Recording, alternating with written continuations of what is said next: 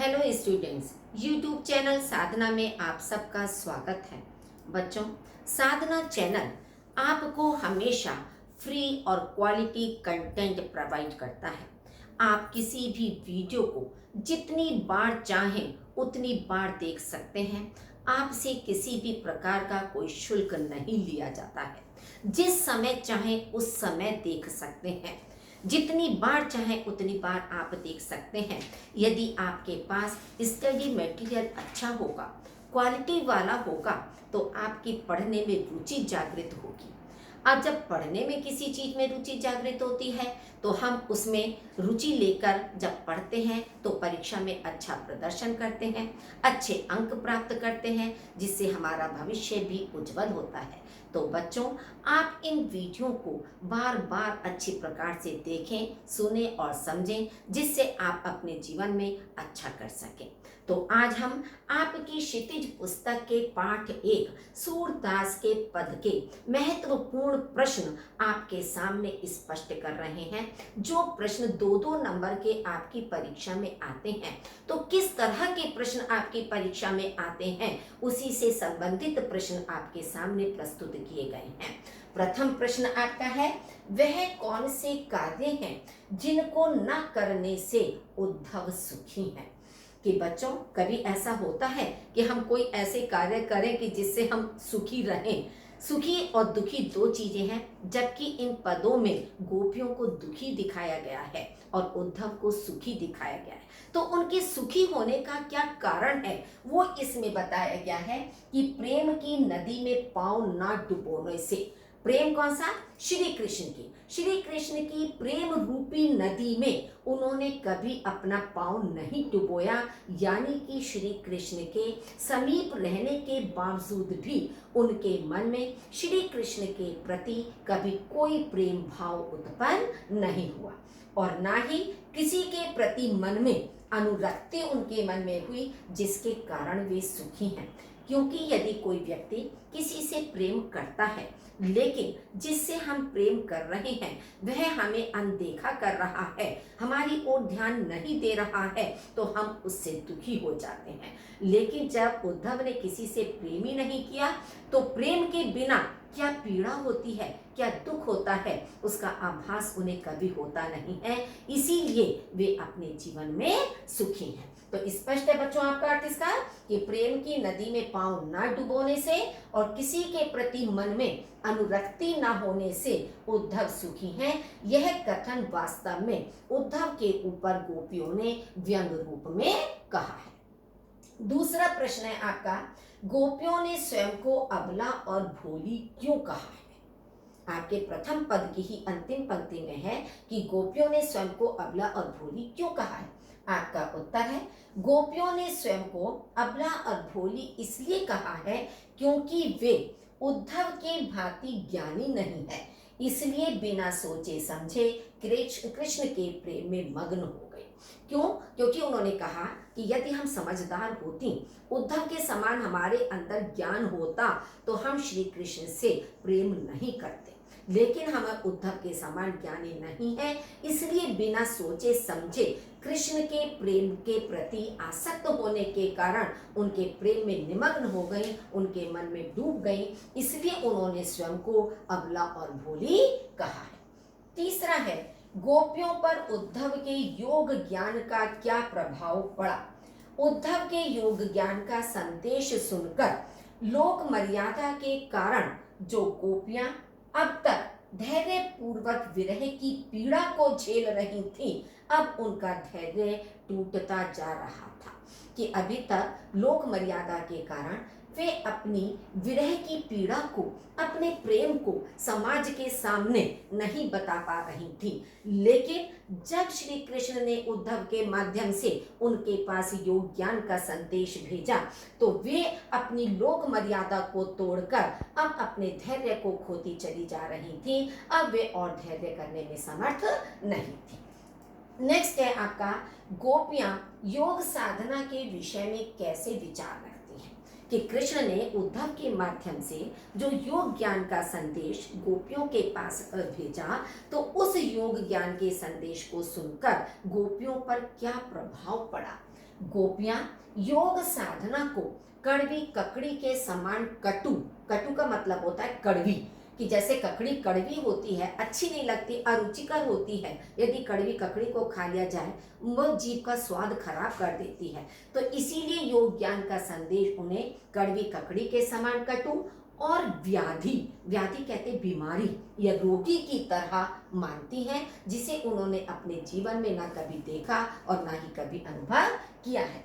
योग साधना का मार्ग उन्हें कृष्ण के प्रेम से दूर ले जाने वाला है, कि वे कृष्ण से और दूर होती चली जा रही हैं उस संदेश को सुनकर, इसलिए उसे व्यर्थ मानकर वे उसके प्रति उपेक्षा का भाव रखती हैं। देखिए बच्चों, कृष्ण को अच्छी प्रकार से समझना है कि उनके क्या विचार हैं योग संदेश के बारे में। तो योग संदेश के बारे में 3 चीजें उनके मन में थी, कि एक तो वो कड़वी ककड़ी के समान लग रहा था, व्याधि बीमारी के समान लग रहा था, कृष्ण के प्रेम से उनको दूर करने वाला था, इसलिए उसको बेकार मानकर, व्यर्थ मानकर वे उसके प्रति उपेक्षा का भाव अपने मन में रखती थी। गोपियों को कृष्ण के व्यवहार में कौन सा तत्व नजर आता है, कि कृष्ण का जो व्यवहार परिवर्तित हो गया मथुरा जाने के बाद, तो उस व्यवहार में उन्हें कौन सा तत्व नजर आता है। गोपियों को कृष्ण के व्यवहार में निष्ठुरता और अनीति से प्रेरित राजनीति का तत्व नजर आता है,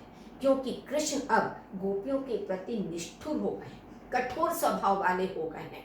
गोपियां उनके विरह में कैसे रह रही होंगी, इस पर वे नहीं सोच विचार कर पा रहे हैं। और अनीति, जो कृष्ण दूसरों को अन्याय करने से रोकते थे, अनैतिक व्यवहार करने से रोकते थे, आज वही कृष्ण गोपियों के साथ अनीति का व्यवहार कर रहे हैं। तो इसलिए उन्हें लगता है कि इस निष्ठुरता और अनीति से प्रेरित राजनीति का तत्व उन्हें कृष्ण के अंदर नजर आता है।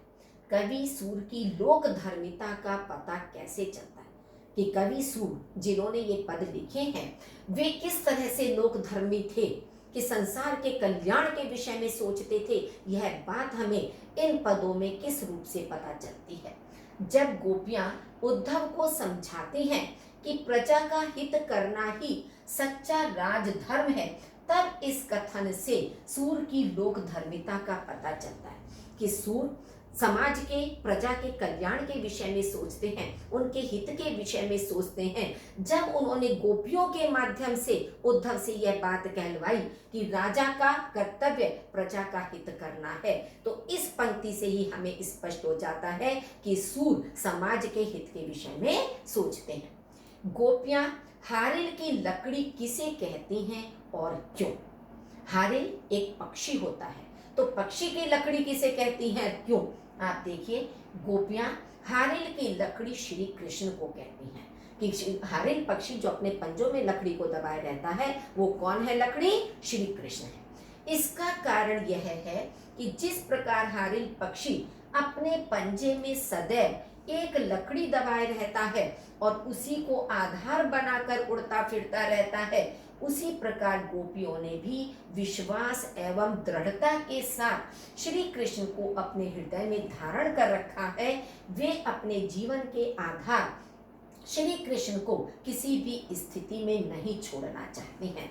जैसे बच्चों, जब आपको पद स्पष्ट किए थे तब आपको बताया था कि जिस तरह से हारिल पक्षी अपने पंजे में दबाई हुई लकड़ी को आधार बनाकर कि मैं इसके सहारे कितनी भी ऊंची उड़ान भर लूं, मैं नीचे नहीं गिर सकता हूं, उसी प्रकार से गोपियों ने श्री कृष्ण को अपने हृदय में इतना मजबूती से पकड़ कर रखा हुआ है, धारण किया हुआ है, कि उनके जीवन में चाहे जितनी भी विषम परिस्थितियां आ जाएं, लेकिन वह उनका दृढ़ता से सामना कर सकते हैं, उनका कोई भी नुकसान कभी नहीं हो सकता है, जब तक श्री कृष्ण की कृपा दृष्टि उनके ऊपर है। सूरदास के पदों में किन विचारधाराओं में आपसी संघर्ष दिखाया गया? 2 प्रकार की विचारधाराएं इनके पदों में दिखाई देती हैं, तो कौन कौन सी विचारधाराएं हैं जिनके अंदर संघर्ष दिखाया गया है?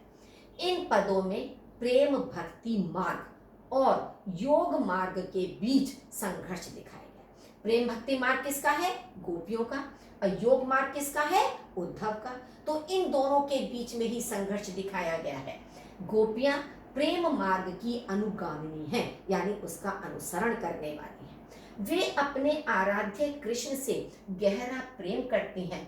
उद्धव उन्हें प्रेम भाव छोड़कर योग मार्ग से ईश्वर की आराधना करना सिखाते हैं, परंतु उद्धव का ज्ञान और योग गोपियों के सामने टिक नहीं पाता। उनके प्रेम के सामने वे अपने को विवश पाते हैं कि गोपियां तो अपने आराध्य कृष्ण से प्रेम करती हैं और उद्धव उनसे कहते हैं कि प्रेम के मार्ग को छोड़ दो, योग के मार्ग को अपने जीवन में अपना लो। लेकिन गोपियां इस प्रकार के तर्क उद्धव को देती हैं कि उनके तर्कों के सामने उद्धव किसी भी प्रकार से टिक नहीं पाते हैं। नेक्स्ट है, बुद्धि की चतुराई प्रेम में बाधक है। यानी कि बुद्धि की जो चतुराई होती है, कुशलता होती है, वो प्रेम में बाधा उत्पन्न करती है। ये इस पंक्ति का अर्थ है। सूरदास के पद के आधार पर इस कथन की विवेचना कीजिए। भ्रमर गीत के प्रस्तुत पदों में सूरदास ने प्रेम में बुद्धि की चतुराई को गोपियों के तर्कों द्वारा व्यर्थ सिद्ध किया है। कि यानी कि गोपियों ने इतने चातुर्य था उनके अंदर, इतनी चतुरता उनकी थी कि उनका जो बोलने में चातुर्य, हमें वाक चातुर्य दिखाई देता है, कि उसके द्वारा उन्होंने प्रेम को, इसमें उद्धव के जितने भी तर्क हैं उन सारे तर्कों को काट दिया। गोपियां उद्धव से कहती हैं कि प्रेम अनुभूति का विषय, प्रेम को अनुभव किया जा सकता है, महसूस किया जा सकता है, उसका प्रदर्शन नहीं किया जा सकता। उसमें सरलता, निश्चलता और सर्वस्व समर्पण की आवश्यकता होती है। तर्क शक्ति के आधार पर प्रेम नहीं किया जाता, इसलिए गोपियां कृष्ण से उनका मन वापस करने के लिए कहती हैं, अतः बुद्धि की चतुराई प्रेम में बाधक है। उनका ये कहना है कि जो व्यक्ति प्रेम करता है वो निश्चल होता है, उसमें छल कपट नहीं होता है, अपना सब कुछ समर्पण करने के लिए वो व्यक्ति तैयार रहता है। वह यह नहीं सोचता है कि मैं अपना सर्वस्व त्याग कर दूं, पता नहीं उसके बदले में मुझे प्रेम मिलेगा या नहीं मिलेगा।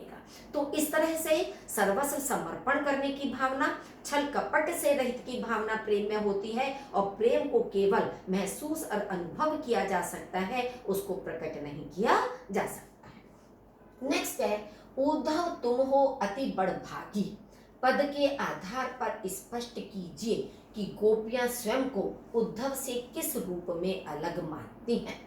प्रस्तुत पद में गोपियां उद्धव की तुलना जलमग्न तेल से भरी हुई मटकी व कमल के पत्तों से तथा स्वयं की तुलना गुड़ से चिपकी हुई चींटी से करती हैं, जिसके द्वारा यह स्पष्ट करना चाहती हैं कि एक ओर वे कृष्ण भक्ति में अपना सर्वस्व न्यौछावर करने के लिए तत्पर हैं, वहीं वे कृष्ण भक्ति की महिमा से अनभिज्ञ हैं।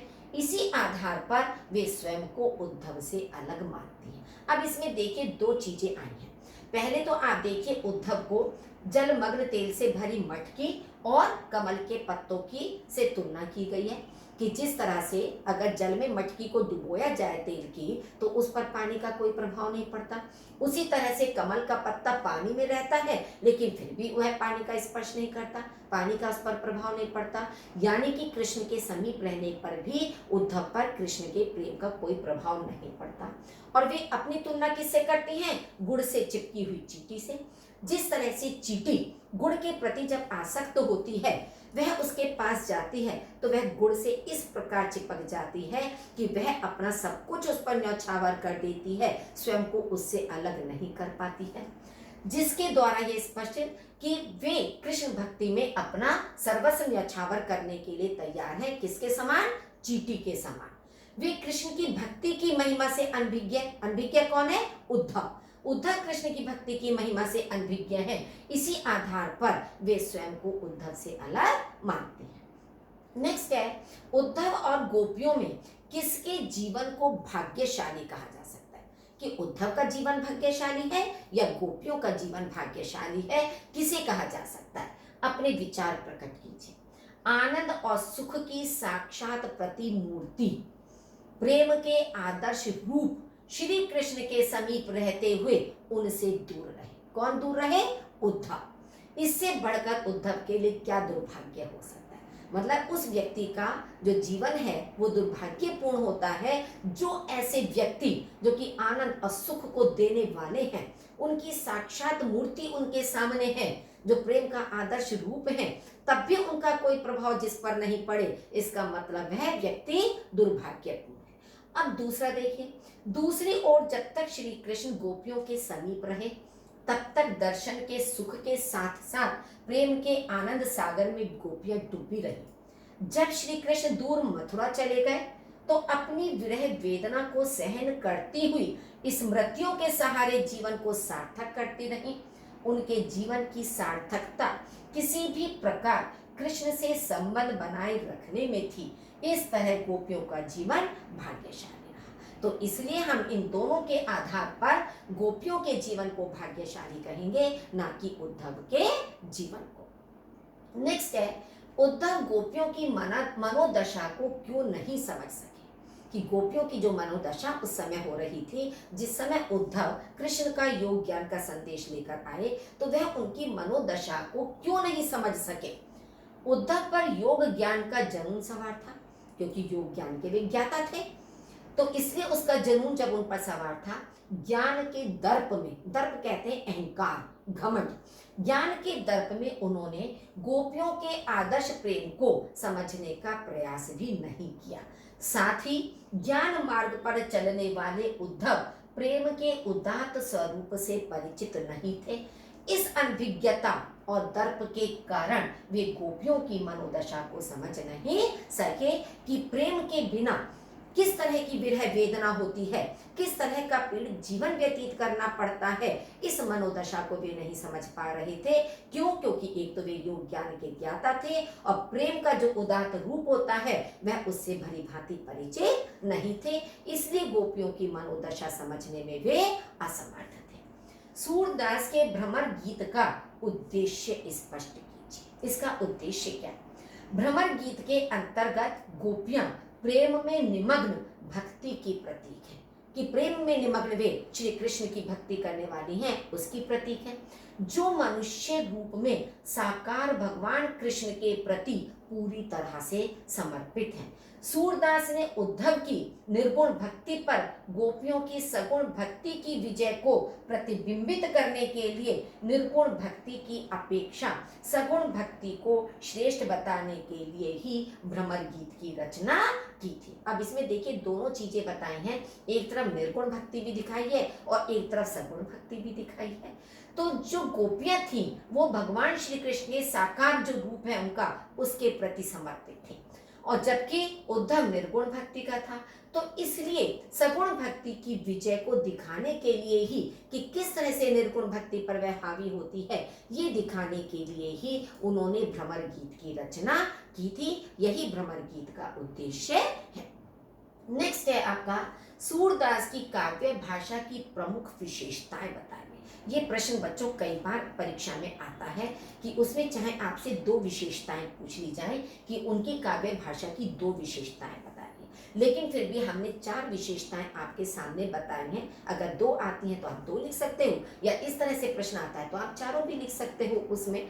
तो आप देखिए उनकी काव्य की जो प्रमुख विशेषताएं हैं वो ये हैं कि पदों में गेयता एवं संगीतमयता का सुंदर निर्वाह है, कि जो भी सूरदास के पद हैं उनको एक लय के साथ, एक तुक के साथ, एक संगीत के साथ गाया जा सकता है। तो इन पदों में हमें गेयता और संगीतात्मकता का गुण भी दिखाई देता है। उनके काव्य में ब्रज भाषा का निखरा हुआ तथा सुंदर रूप उपस्थित होता है। सूरदास की भाषा ब्रज भाषा है और उस ब्रज भाषा का ही सुंदर रूप हमें उनके पदों में परिलक्षित होता है। उनके काव्य में वियोग श्रृंगार रस की प्रधानता है। देखिए श्रृंगार रस के दो रूप होते हैं, एक होता है संयोग श्रृंगार रस और एक होता है वियोग श्रृंगार रस। संयोग श्रृंगार रस वहां होता है जहां नायक नायिका के परस्पर मिलन का वर्णन किया जाता है, और जहां विरह का वर्णन किया जाता है, वियोग का वर्णन किया जाता है, वहां वियोग श्रृंगार रस होता है। तो यहाँ पर गोपियां श्री कृष्ण की विरह में जीवन व्यतीत कर रही हैं, तो इन पदों में वियोग श्रृंगार रस की प्रधानता है। फोर्थ आप देखिए उनके काव्य की रचना पद छंद में हुई है। जो पद उन्होंने लिखे हैं ये उनके छंद हैं। तो इस पद छंद में ही उन्होंने अपने भ्रमर गीत के पदों की रचना की है। इसमें बच्चों आप अलग से और भी लिख सकते हो, जैसे 4 पॉइंट्स हमने आपके सामने दिए। आप इसमें ये भी लिख सकते हो कि सूरदास के पदों में अनुप्रास, रूपक, उपमा, उत्प्रेक्षा आदि अलंकारों का प्रयोग किया गया है, ये भी आप लिख सकते हो इसमें। तो इस तरह की जो जो भी चीजें आपको काव्य सौंदर्य में बताई जाती हैं वो सारी विशेषताएं आप इसके काव्य की भाषागत विशेषताओं में लिख सकते हैं। नेक्स्ट है आपका संकलित पदों के आधार पर बताइए कि इन पदों में क्या संदेश दिया गया है। कि जो 4 पद आपके सामने दिए गए हैं इन चारों पदों से आपको क्या संदेश मिल रहा है। संकलित पदों में यह संदेश दिया गया है कि निर्गुण ब्रह्म को योग साधना द्वारा प्राप्त करना कठिन है। कि जो निर्गुण ब्रह्म का संदेश लेकर उद्धव आए हैं उन्हें योग साधना के द्वारा प्राप्त करना कठिन है, क्योंकि निर्गुण ब्रह्म का रूप, रंग और आकार नहीं होता, इसलिए उनकी भक्ति करना कठिन है, ध्यान लगाना मुश्किल है। जबकि सगुण साकार और रूप गुण संपन्न ईश्वर की प्रेम भक्ति करना सरल है। मनुष्य को गोपियों की भांति एक निष्ठ भाव से भक्ति करनी चाहिए।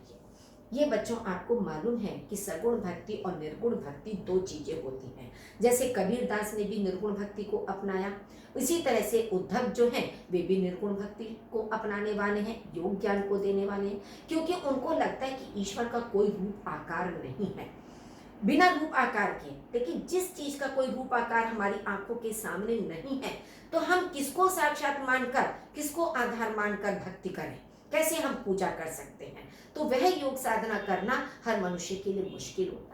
लेकिन जैसे श्री कृष्ण का साकार रूप गोपियों के सामने है तो कम से कम हमारे ध्यान में ईश्वर का वह रूप तो रहता है, आकार तो रहता है, तो उस आकार को आधार मानकर पूजा करना, भक्ति करना अधिक सरल होता है। तो इसलिए हर मनुष्य को गोपियों के सामने एक निष्ठ भाव से भक्ति करनी चाहिए। नेक्स्ट है गोपियां किससे गुहार करना चाहती थी। गुहार का मतलब है पुकार लगाना, परंतु उधर से क्या और कैसी धारा बह उठी स्पष्ट कीजिए। गोपियां श्री कृष्ण से प्रेम की गुहार करना चाहती थी, कि श्री कृष्ण से वे प्रेम की पुकार लगाना चाहते थे, प्रेम की गुहार करना चाहते थे, परंतु उधर से प्रेम की धारा के विपरीत ज्ञान की धारा बहकर चली आई। यह ज्ञान रूपी धारा उनके प्रेम को बहाकर उन्हें अपने प्रियतम श्री कृष्ण से दूर ले जाना चाहती है।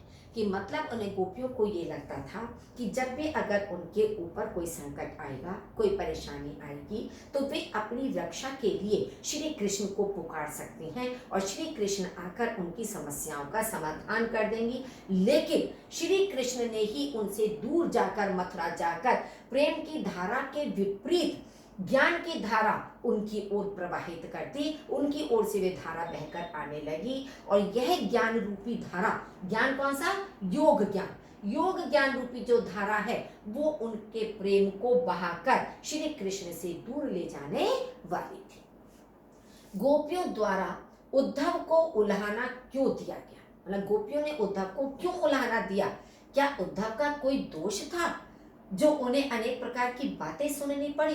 भाई वो तो कृष्ण ने उद्धव को योग ज्ञान का संदेश लेकर भेजा, इसमें तो उद्धव का कोई दोष नहीं होना चाहिए। तो देखिए कैसे स्पष्ट है। गोपियां श्री कृष्ण के आने की राह देख रही थी, प्रतीक्षा देख रही थी, क्योंकि कृष्ण उनसे 1 महीने में वापस आने का वायदा करके गए थे। तो इसलिए गोपियां श्री कृष्ण के आने की राह देख रही थी। उन्हें उद्धव का शुष्क ज्ञान और योग का संदेश पसंद नहीं आया। गोपियों का उल्हाना कुछ उचित भी लगता है। यदि उद्धव कभी प्रेम धागे से बंधे होते तो वे गोपियों की पीड़ा को समझ पाते। अब आप देखिए कि उद्धव उनके सामने योग ज्ञान का शुष्क संदेश लेकर आए, ठीक है। तो अब उन्होंने उद्धव को उल्हाना दिया इसीलिए क्योंकि वे तो कृष्ण से प्रेम करती थी। लेकिन उनका उल्हाना देना इसलिए था कि जब उद्धव कृष्ण से प्रेम ही नहीं करते, उनकी प्रेम की डोर से कभी बंधे ही नहीं, तो प्रेम के बिना क्या पीड़ा होती है, किस तरह का जीवन व्यतीत होता है वह उसको अच्छी प्रकार से समझ ही नहीं पा रहे थे। इसलिए उन्होंने योग संदेश लाने वाले उद्धव से अनेक प्रकार के कटु वाक्य कहे, अनेक प्रकार के व्यंग उनके ऊपर किए, अनेक प्रकार से उनको उलाहना दी थी, जबकि इसमें उद्धव का कोई भी दोष नहीं था।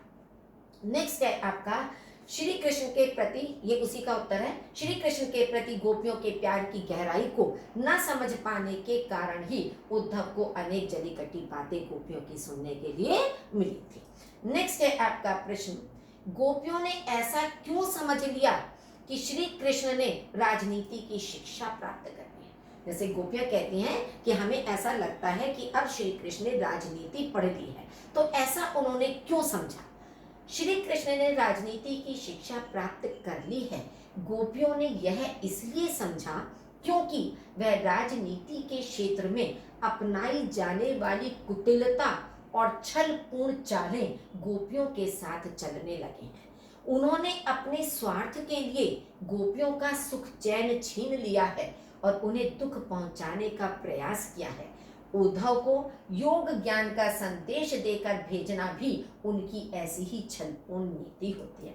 बच्चों, आप देखते हो कि राजनीति में ये जितने भी नेता लोग होते हैं, राजनेता जितने भी होते हैं, वो इस तरह की छल कपट से परिपूर्ण बातें करते हैं, अपने स्वार्थ को सामने रखते हैं कि अपने स्वार्थ को पूर्ण करने के लिए वे चाहे किसी भी प्रकार का मार्ग अपनाना पड़े, उस मार्ग को अपनाने के लिए तैयार रहते हैं। तो जब हम इस तरह की राजनीति को जानते हैं कि राजनीति में कुटिलता भी होती है और छल कपट भी होता है, छलपूर्ण बातें भी होती हैं। आप देखते हो कि जनता को किस तरह के छलावे दिए जाते हैं कि यदि हम जीत गए तो तुम्हारे लिए इस तरह की सुविधाएं हम उपलब्ध कराएंगे, जनता को छलते हैं। तो जब इस तरह की कुटिलता और छल कपट राजनीति में होता है तो गोपियों को इसीलिए लगा कि अब श्री कृष्ण भी उनसे दूर जाकर उनके सुख चैन को दूर कर रहे हैं, उनके सुख चैन को उन्होंने छीन लिया और उन्हें दुख पहुंचाना चाहते हैं। इसीलिए उन्होंने योग ज्ञान का संदेश लेकर उद्धव को हमारे पास भेजा है और यह उनके छल कपट से परिपूर्ण